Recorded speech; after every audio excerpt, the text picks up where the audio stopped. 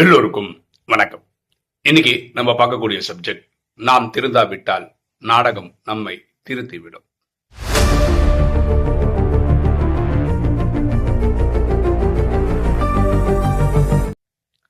பரமாத்மா வானிலை இதெல்லாம் சொல்லியிருக்காரு. அதாவது நீங்களா திருந்திருங்க, நாடகம் உங்களை திருத்துற வரைக்கும் காத்துட்டு இருக்காதீங்க அப்படின்னு பரமாத்மா சொல்லியிருக்கிறார். இந்த தலைப்பை நம்ம ஏன் எடுத்தோம் அப்படின்னா, இது என் வாழ்க்கையில் இப்போ நடக்குது. நான் நிறைய வீடியோலாம் சொல்லியிருக்கேன். நான் டீ குடிப்பேன், வெளியில் குடிப்பேன், கடையில் குடிப்பேன், நிறைய வாட்டி சொல்லியிருக்கேன். ஒரு நாளில் இப்போ வந்து 5-6 வாட்டி குடிக்கிறேன் அப்படிலாம் சொல்லியிருக்கேன் நான். இதில் இன்னைக்கு இப்போ ஒரு ஆப்பு வந்திருக்கு, அதாவது வெளியில் குடிக்க முடியாத மாதிரி. அதுக்கு காரணம் வந்து ஈரான் இஸ்ரேல் வார் தான். அதனால் இப்போ என்னாச்சு, நம்ம இந்தியாவில் எப்படி இருக்குன்னா, வீட்டு சமையல் எரிவாயு இருக்குல்ல, எல்பிஜி கேஸு, அதில் எந்த தட்டுப்பாடும் இல்லை. ஸோ வீட்டுக்கு ஸ்மூத்தாக வந்துட்டுருக்கு. ஆனால் கடைகளுக்கு வந்து வரல. அதுக்கு காரணம் வந்து பதுக்கல், அது ஒரு காரணமாக இருக்கலாம். ரெண்டாவது ரியலாகவே சப்ளையில் ப்ராப்ளம் இருக்கலாம். இந்த 2 காரணங்களுக்காக வரல. இப்போ நிறைய கடைக்காரங்க என்ன பண்ணிட்டாங்கன்னா, எங்கள் ஏரியாவில் வந்து ஒரு டீ வந்து 10 ரூபா.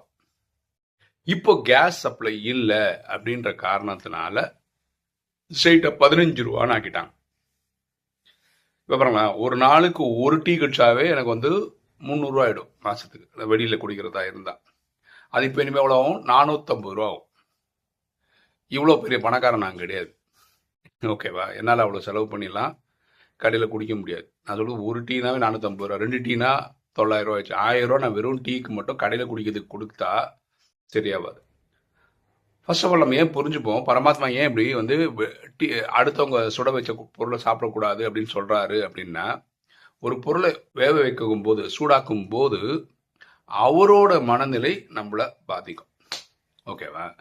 அவர் வந்து ரொம்ப துக்கத்தில், இப்போ கலிகாலம் எல்லாரும் துக்கத்தில் தான் இருப்பாங்க, ஓகேவா? இப்போ செய்து கொடுக்குறவனோட பிரச்சனை எல்லாம் நமக்கு அப்படியே வந்துடும்.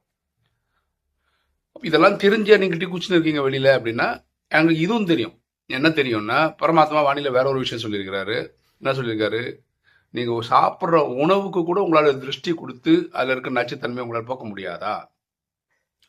நீங்கள் இவ்வளோ பயந்து தான் வாழ்ந்துட்டு இருப்பீங்களா? உலகத்துக்கு 800 கோடி பேருக்கு சக்தி கொடுக்க தெரிஞ்ச உங்களுக்கு, நீங்கள் சாப்பிட்ற உணவில் இருக்க நச்சுத்தன்மையை தூக்க முடியாதா, எடுக்க முடியாதா? உங்கள் நினைவுக்கு அவ்வளோ சக்தி இல்லையா அப்படிலாம் சொல்லியிருக்கிறார். அதனால் நம்ம யோகா பண்ணி டீ குடிச்சு போயிடுறோம். நமக்கு என்ன சாதகமாக இருக்கோ அந்த பாயிண்ட்டை நம்ம எடுத்துக்கிறோம். ஓகே, ஸோ ஒரு நாளும் நீங்கள் ஒரு டீ 2 டீ வெளியே குடிக்கிறீங்கன்னா அவங்களோட மனதிலே உங்களை பாதிக்கும். நீங்கள் வந்து யோகா பவரில் அதை டிஃபெண்ட் பண்ணணும். அப்போ தான் நீங்கள் வந்து அதை குடிக்கலாம். இப்போ பாருங்களேன், இது அவ்வளோ நல்ல விஷயம் கிடையாது எது வெளியில் டீ குடிக்கிறது. ரியலாகவே டீ வந்து ஒரு காலையில் ஒரு டீ, மாலையில் ஒரு டீ வீட்டிலே போட்டு குடிக்கிறீங்கன்னு வச்சுக்கோங்களேன், உங்களுக்கு ஊக்கம் உற்சாகம் கிடைக்கும்னா சந்தோஷம். பொதுவாக நீங்களே போட்டிங்கன்னா, இப்போ எங்கள் வீட்டிலலாம் என் ஒய்ஃப் டீ போட்டு தரதே கிடையாது எனக்கு. முக்கியமான காரணம்னு நம்ம அவ்வளோ டீ குடிக்கிறோம். ஏதோ பேருக்கு 1 டீ சாயந்தரம், ஏன்னா ஒய்ஃபும் சரி பசங்களும் சரி டீ போட்டு குடிக்கிறதே கிடையாது. அதனால அவங்களும் குடிக்கிறதில்ல, நமக்கும் போட்டு தரதில்லை. அதனால நம்ம இவ்வளோ குடிக்கிறோம். இப்போ நானே சொல்லிட்டேன், இனிமேல் எனக்கு தேவையான டீ நானே போட்டுக்கிறேன் அப்படின்னு, ஓகேவா? சரி, இப்போ இந்த ஆங்கிளில் நான் வந்து நியாயப்படுத்தி நானே குடிச்சிட்டு இருந்தேன். பாருங்களேன், நான் சத்தியசந்தியமாக இருக்கணும்னு விருப்பப்படுறேன். நான் வந்து பொய் சொல்லி ஏமாற்றி இந்த மாதிரிலாம் எனக்கு பழக்கமே கிடையாது. அதனால யூடியூப்பில் உள்ளபடி சொல்கிறேன். எடுத்துக்கிறவங்க எடுத்துக்கலாம், அவ்வளோதான். இப்போ என்னுடைய பொருளாதார நிலைமையில என்னன்னா, என்னால் வந்து ஒரு 1000 ரூபா வந்து கண்ணு மூடி வெறும் டீ குடிக்கிறதுக்கு செலவு பண்ணுற அளவுக்கு நான் பெரிய பணக்காரலாம் கிடையாது. இங்கே தான் எனக்கு லாக் ஆயிடுச்சு. இப்போ வந்து எனக்கு பக்கத்து வீட்டுக்கு ரொம்ப பக்கத்தில் ஒரு டீ கடை இருக்கு. அந்த தம்பி கடையை மூடிட்டார். கிட்டத்தட்ட ஒரு 4-5 நாள் ஆயிடுச்சு. அவர் ஒருத்தர் தான் 10 ரூபாய்க்கு கொடுத்துட்டு இருந்தவர், இப்பவும் கொடுத்துட்டு இருந்தார். அவருக்கு இப்போ கேஸ் சிலிண்டர் தட்டுப்பாடுன்றதுனால ஒரு 4-5 நாளாக திறக்கவே இல்லை. அவர் மட்டும்தான் இன்றைக்கும் அந்த 10 ரூபா மெயின்டைன் பண்ணி கொடுத்துட்ருக்காரு. இனிமேல் கடை திறக்கும் போது ஒரு 12 ரூபாக்குறாரா 15 ரூபாக்குறாரான்னு தெரியல. இப்போ நான் வந்து வேற எந்த கடையில் போய் கேட்டாலும் முன்னாடியே 12 ரூபா வச்சுருந்தாங்க சில இடத்துல. அதனால் அங்கெல்லாம் போவே இல்லை. அவங்களும் இப்போ 15 ரூபா மாற்றிட்டாங்க. இப்போ முடிவு பண்ணிட்டேன், வீட்டில் தான் குடிக்கணும், இனிமேல் கடையில் குடிக்கக்கூடாது, நம்மளே போட்டு குடிச்சுக்கணும் அப்படின்ற ஐடியாவுக்கெல்லாம் நானே வந்துட்டேன், ஓகேவா? இப்போ தான் நமக்கு ஒரு விஷயம் புரியுது, நம்மளா திருந்தலைன்னா ட்ராமா திருத்திரும் அப்படின்றத அர்த்தம் என்னோட வாழ்க்கையில் இப்போ புரிஞ்சு. ஓகே, இதில் ஒரு சின்ன டெவலப்மெண்ட் என்னென்னா, இப்போ டீ நம்மளே போட்டு குடிக்கிறோம்மா, அப்போது டீ நல்லா பிரமாதமாக வரணும்னா ஒரு ஏலக்காய் டீ எல்லாம் போட்டால் நல்லா இருக்கும்ல. எதேச்சியாக ஒரு இன்ஸ்டாகிராம் போஸ்ட் ஒன்று பார்த்தேன். அது உங்களுக்கு பிடிச்சா நீங்கள் யூஸ் பண்ணி பாருங்கள். ஏலக்காய் டீ நம்ம எப்படி பண்ணலாம் அப்படின்னு. ஒரு 10 ஏலக்காய் வாங்கிக்கோங்க. அதை வந்து நீங்கள் மிக்சியில் போட்டுக்கோங்க. ஒரு பட்டை சின்னதாக போடுங்க, ஏன்னா காரத்தன்மை வந்துடும். டீ தூளும் கொஞ்சம் போட்டுக்கோங்க. அதை மிக்சியில் போட்டு அடிச்சிடுங்க. அப்புறம் உங்கள் டீ பேக்கெட் ஃபுல்லாக இருக்கிற டீ தூளும் அதில் போட்டு நல்லா மிக்ஸ் பண்ணிவிடுங்க. இனிமேல் இந்த டீ தூளை போட்டிங்கன்னா உங்களுக்கு அந்த ஏலக்காயோட எசன்ஸ் கிடைக்கும். நேற்று நான் பண்ணேன், குடிச்சு பார்த்தேன். எனக்கு வந்து என்ன ரொம்ப பெரிய மாற்றம்லாம் ஒன்றும் இல்லை. ஆனால் ஏலக்காய் மணம்லாம் வருது. நான் எதிர்பார்த்த மாதிரி ஆஹா ஓஹோ சில கடையிலலாம் போய் குடிச்சிங்கன்னா ஏலக்காய் டீ குடிச்சிங்கன்னா அப்படியே ரொம்ப நேரத்துக்கு ஒரு 1 hour 2 hourலாம் அப்படி தொண்டையிலே நிற்கும் அது. அந்த மாதிரிலாம் என்னால் பண்ண முடியல. மேபி எனக்கு பண்ண தெரியலையான்னு தெரில. ஆனால் ஏலக்காயோட எசன்ஸ் வருது. இப்போ நான் ஹோட்டலில் குடிக்கிறத வந்து ஆல்மோஸ்ட் நிறுத்திட்டேன். ஏன்னா 15 ரூபா கொடுத்தா என்னால் குடிக்க முடியாது. அது என்னுடைய பொருளாதாரத்துக்கு கட்டுப்படுற மாதிரி இல்லை. இப்போ ஸ்லோவாக நம்ம பரமாத்மா நான் சொல்கிறோம் அந்த லைனுக்கு வந்துட்டோம் அப்படின்னு எனக்கு புரியுது. இப்போதான் ஹோட்டலுக்கு போய் சாப்பிட்ற பழக்கம்லாம் கம்மி நான். ஓகேவா, வெறும் டீக்காக தான் போவோம், டீ குடிப்போம். அங்கேருந்து ஒரு பிஸ்கெட் வாங்கி கொடுவோம், பிஸ்கெட் சாப்பிடுவோம். ஒரு 3 ரூபா பிஸ்கெட்லாம் வாங்கி சாப்பிட்ருக்கேன் நான். ஏன்னா பிஸ்கெட்லாம் மிஷின் தயாரிக்குது, அதெல்லாம் ஓகே தான் ட்ராமாபடி. டீக்கு தான் பரமாத்மா, டீன்னு இல்லை, சூடாக்கப்பட்ட பொருள் வழியாக அவங்களுடைய எண்ணம் நம்மளை பாதிக்கும்னு சொல்கிறதுனால பரமாத்மா சொல்கிறார். அப்போது பரமாத்மா ஒரு விஷயம் சொல்கிறாரு, அதை நம்ம கடைப்பிடிக்கலன்னு வச்சுக்கோங்களேன், நாடகம் நம்மளை திருத்தும் அப்படின்னு பாபா சொல்லியிருக்கிறாரு. அதை நம்மளை திருத்துது இப்போவே. இப்போது மேபி நம்ம பெரிய பைசா வந்ததுன்னா திருப்பி 15 ரூபானாலும் 20 ரூபானாலும் கொடுத்து குடிப்பமாக இருக்கும், அது வேறு விஷயம்.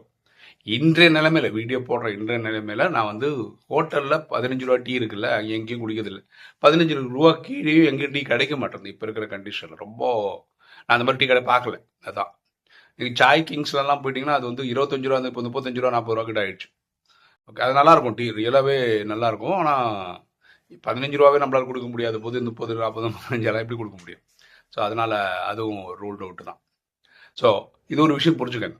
இது வந்து எக்ஸாம்பிளுக்கு சொல்கிறேன். ஓகே, இது என் வாழ்க்கையில் நடந்ததுன்னு எக்ஸாம்பிள் சொல்கிறேன். இந்த மாதிரி நீங்கள் எந்த விகாரத்தில் மாட்டியிருந்தாலும் சரி, காமம், கோபம், அகங்காரம், பற்று, பேராசை, இந்த 5 விகாரத்தில் மாட்டிக்கிட்டு எப்போ கேட்டாலும் இதே ஒரு எக்ஸ்பிளேஷன் கொடுத்து என்னால் திருந்த முடியல, என்னால் மாற முடியல, எனக்கு இது பிடிச்சிருக்குது, என்னால் விட முடியல, இன்றைக்கி நேற்று இல்லை 63 ஜென்மமாக தொடர்ந்து வருது, அவ்வளோ ஈஸி இல்லை, விட முடியல, இப்படிலாம் சொல்லிட்டே இருந்தீங்கன்னா உங்களோட ட்ராமா மாற்றிடும். ஏன்னா நம்ம எல்லாருமே கணக்கு வழக்க முடிச்சு வீட்டுக்கு போய் தான் ஆகணும். கணக்கு வழக்க முடிக்க முடியல இதே புராணம் பாடிக்கிட்டே நீங்கள் காலம் போக முடியாதுல்ல. அதனால் ட்ராமா உங்களை மாற்றிடும். பரமாத்மா சொல்கிறேன், ட்ராமா மாற்றுற வரைக்கும் காத்துட்ருக்காதீங்க, நீங்களே மாறுங்க அப்படின்னு சொல்லியிருக்காரு. ஓகே, நம்ம வந்து இது ஞானம் நிறைய தெரிஞ்சால் வரக்கூடிய ப்ராப்ளம் இதுதான். நான் சொல்கிறேன் பார்த்தீங்களா, சக்தி கொடுத்து இதை மாத்திர, இதுவும் பரமாத்மா வாணியில் சொன்னது தான். நமக்கு தேவையான பாயிண்ட் தான் நம்ம எடுப்போம். நம்ம எல்லாருமே அப்படி தான். எனக்கு சாதகமான பாயிண்ட்ஸை மட்டும்தான் நான் வாணியில் எடுப்பேன். நீங்கள் உங்களுக்கு சாதகமான பாயிண்ட்ஸாக வாணியிலேருந்து எடுப்பீங்க. அவள் பண்ணுற தப்புக்கு நீங்கள் வந்து இதுதான் மன்மத்து மனம் போல் வாழ்கிறது. சரியா? ஸோ இந்த விஷயத்தில் எனக்கு ஒரு ஆப்பு வைக்கப்பட்டிருக்கிறது. அதனால் கடையில் டீ குடிக்கிறத வந்து நான் குறைச்சிருக்கிறேன். இப்போ என்னென்னா, இந்த கரண்ட் பில்லு இந்த கேஸ் எல்லாம் ஃப்ரீயாக கிடைக்க ஆரம்பிச்சிச்சுன்னு வச்சுக்கோங்களேன், இவங்க திருப்பி 10 ரூபாய்க்கு வருவாங்களான்னா, இது வரைக்கும் விலைவாசி குறைஞ்சதான் நான் பார்க்கறதுக்கு கம்மி தான். தெரியல என்ன ஆகும்னு தெரியல, பார்ப்போம் எப்படி போகுதுன்னு பார்ப்போம். ஓகே, ஒரு தகவல், சில சுவாரஸ்யமான சில விஷயங்கள் பேசிடும். ஒரு சகோதரி வந்து டெய்லி எனக்கு ஒரு கோட் அனுப்புவாங்க. அது நிறைய டைம் நம்ம இதுலேயும் போட்டிருக்கோம், என்ன போல் வாழ்விட போட்டிருக்கோம். அதில் ஒரு வார்த்தை என்ன, ஒரு கோட் எப்படி இருந்ததுன்னா, அது நான் போடலை, இருந்தாலும் டிஸ்கஷனுக்கு இருந்தாலும் எடுக்கிறேன். ஆப்பர்ச்சுனிட்டின்ற வார்த்தையில் ஓன்னு ஆரம்பிக்குதுல, அந்த ஓன்ற வார்த்தை வந்து எஸ்டர்டே அப்படின்ற, நேற்று எஸ்டர்டேன்னு சொல்கிறாங்க, அதில் இல்லவே இல்லை. டுடே, அதாவது இன்னைக்கு வந்து ஒரு ஓ இருக்குது ஆப்பர்ச்சுனிட்டியில். அப்போது இன்னைக்கு ஒரு ஆப்பர்ச்சுனிட்டியாவது உங்களுக்கு இருக்குன்னு அர்த்தம் டுடேல. ஒரு எக்ஸாம்பிள் தான், ஓகேவா? ஆனால் டுமாரோவில் 3 ஓ இருக்குது. அப்படி அப்போது நேற்று ஆப்பர்ச்சுனிட்டின்றது போயிடுச்சு, ஏன்னா நேற்று முடிஞ்சு போச்சுல்ல. இப்போ இன்னைக்கு ஒரு ஆப்பர்ச்சுனிட்டி கிடைக்குது, நாளைக்கு வந்து உங்களுக்கு 3 ஆப்பர்ச்சுனிட்டி கிடைக்கும் அப்படின்னு போட்டிருந்தது. ஸோ நான் வந்து தெரிஞ்சவங்கன்றதுனால நான் வாய்ஸ் நோட் போட்டேன். நாளைக்கு 3 ஆப்பர்ச்சுனிட்டி கிடைக்கும்னு தெரிஞ்சால் இன்னைக்கு கிடைச்ச ஒரு ஆப்பர்ச்சுனிட்டி பண்ணாமல் உட்காந்துட்டாங்கன்னு வச்சுக்கோங்க, நாளைக்குன்றது என்றைக்குமே வராது. ஏன்னா நாளைக்கு வரும்போது அது இன்னைக்கு ஆகிடும் அப்படின்னு விளக்கம் கொடுத்து ஒரு வாய்ஸ் நோட் போட்டிருந்தேன். உடனே அந்த சகோதரி எனக்கு வாய்ஸ் நோட் போட்டிருந்தாங்க. அவங்க சொன்னாங்க, அண்ணா நீங்கள் இப்படி பார்க்கக்கூடாது, நீங்கள் இப்படி பாருங்கள் அப்படின்னாங்க. என்னென்ன, இன்னைக்கு ஒரு ஆப்பர்ச்சுனிட்டி இருக்குல்ல, ஏதோ ஒரு காரணத்துக்கு நீங்கள் கவனிக்காமல் விட்டுட்டீங்கன்னு வச்சுக்கோங்களேன், நாளைக்குன்றது இன்னைக்கு ஆகிடும் இல்லையா? அப்போ நாளைக்கு ஆகும்போது நீங்கள் என்ன நினைப்பீங்க, ஐயோ நேற்று ஒரு ஆப்பர்ச்சுனிட்டி வந்ததை நான் விட்டுட்டேனே நொந்து நூலாகிறதுக்கு பதிலாக நமக்கு 3 ஆப்பர்ச்சுனிட்டி புதுசாக வரும் அப்படின்னு புரிஞ்சுக்காங்க. எல்லா ஆப்பர்ச்சுனிட்டி நம்ம அப்படியே கிராப் பண்ணிடணும்னு அர்த்தம் கிடையாது. சார் அதெல்லாம் விட்டுடுவோம். ஆனால் விட்டா எல்லாம் போயிடுச்சுன்னு நினைக்க வேணாம். புதுசு புதுசு ஆப்பர்ச்சுனிட்டி வரும். நாளைக்குன்றதுல 3 ஆப்பர்ச்சுனிட்டி வரும் அப்படின்னு ஒரு புரிதல் இருந்தால் நல்லா இருக்கும்ல. ஏன் இப்படி நம்ம சிந்திக்கக்கூடாது அப்படின்னாங்க.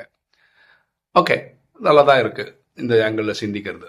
ஓகே, இது ஒரு தகவல். ரெண்டாவது தகவல் வந்து நேற்றைய வீடியோ வந்து ஈரான் போகிறதுனால ஈரான் வந்து அழிக்கப்படுமா. ஏன்னா அமெரிக்கா அதிபர் வந்து என்ன சொல்கிறாருன்னா இந்த சிவிலைசேஷனே அழிச்சிருவேன் அப்படின்லாம் பயங்கரமாக பில்டப் பண்ணி போட்டிருந்தாரு. நம்ம அதை பற்றி வீடியோவும் போட்டோம். ஆனால் நீங்கள் வீடியோ பார்க்குற டைம்லேயே வந்து நிகழ்ச்சி வந்து என்ன ஆயிருக்கும்னா போர் 2 வாரத்துக்கு நீட்டி வச்சுருக்காங்க அப்படின்னு வந்திருக்கும். ஓகேவா? இதனால தான் நம்ம வந்து டே டு டே அஃபேர்ஸ் வச்சு நம்ம அதிகமாக வீடியோ போடுறதில்ல. ஏன்னா நம்ம ஒரு வீடியோ போடுவோம், ஆனால் நீங்கள் அது பார்க்குறது வந்து நான் இன்றைக்கி ரெக்கார்ட் பண்ண நீங்கள் நாளைக்கு தான் பார்க்குறீங்க. 24 மணி நேரம் கழிச்சு தான் பார்க்குறீங்க. 24 மணி நேரத்துக்குள்ள நிறைய விளைவுகள் நாட்டில் நடந்துருது.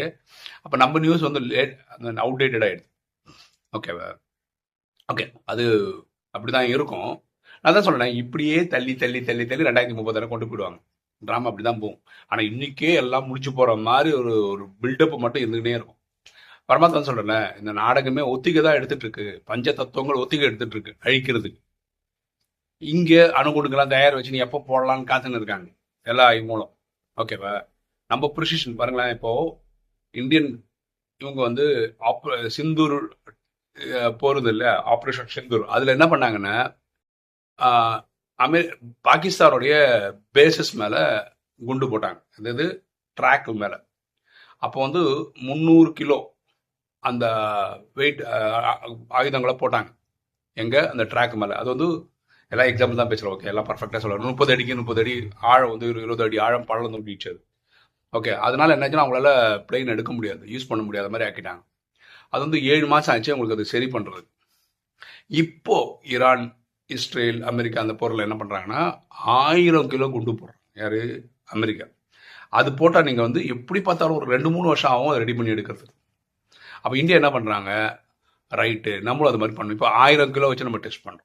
அதாவது அடுத்த ஒரு சிந்தூர் 2 வந்துச்சுன்னு வச்சுக்கோங்களேன், ஆப்ரேஷன் சிந்தூர் 2 வந்ததுன்னா 1000 கிலோ போட்டாங்கன்னா இப்போ 7 மாதத்தில் அவங்க ரெடி பண்ணாங்கன்னாங்களே, அது ஒரு 2-3 வருஷம் அவங்க ரெடி பண்ணுறதுக்கு.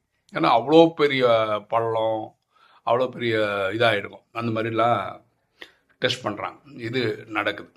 ஓகே, ஸோ நான் என்ன சொல்ல வரேன்னா, அந்த வீடியோ போட்டு 24 மணி நேரத்துக்கு கூட அந்த போருக்கான காரணமே இல்லாத மாதிரி போர் நின்றுச்சு. இந்த மாதிரி போர் நடக்கும் நிற்கும் இதே மாதிரியே உருட்டி உருட்டி உருட்டி 2036 வரைக்கும் போயிடும். இதுதான் நம்மளுடைய பார்வை.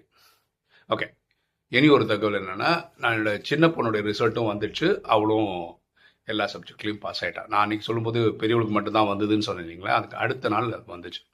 அது மாதிரி 2 குழந்தைங்களுக்கும் ஓட்டர் ஐடி அப்ளை பண்ணியிருந்தேன். ஆன்லைனில் தான் பண்ணேன்.